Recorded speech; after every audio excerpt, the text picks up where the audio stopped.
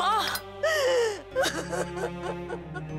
মা দরজা খুলুন, মা, মা দরজা খুলুন প্লিজ।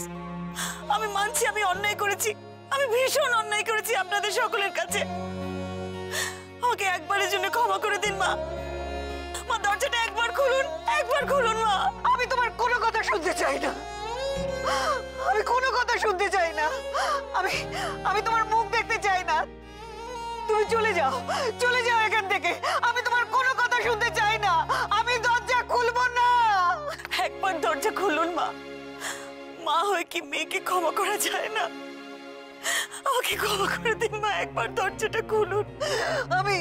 আমি তোমাকে নিজের মেয়ের চেয়ে বেশি ভালোবেসেছিলাম। সবচেয়ে বেশি এ বাড়িতে তোমাকেই আমি বিশ্বাস করতাম, কারোর কথায় কোনোদিন কান দিইনি।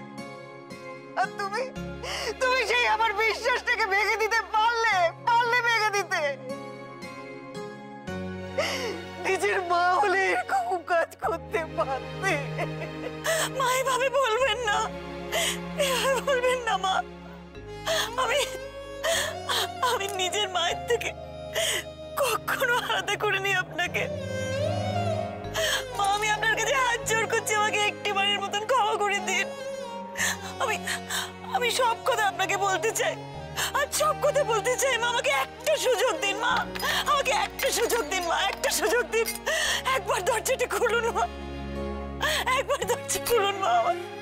আমাকে একবারের জন্য ক্ষমা করে দিন মা, আমাকে একবারের জন্য ক্ষমা করে দিন মা। আমি তোমার কোনো কথা শুনতে চাই না, কোনো কথা শুনতে চাই না। আমি দরজা খুলবো না, আমি তোমার মুখ দেখবো না, দেখতে চাই না। আমি তোমার মুখ দেখতে চাই না।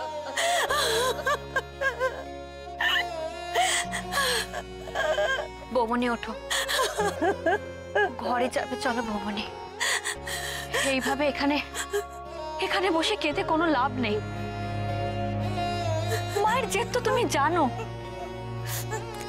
চল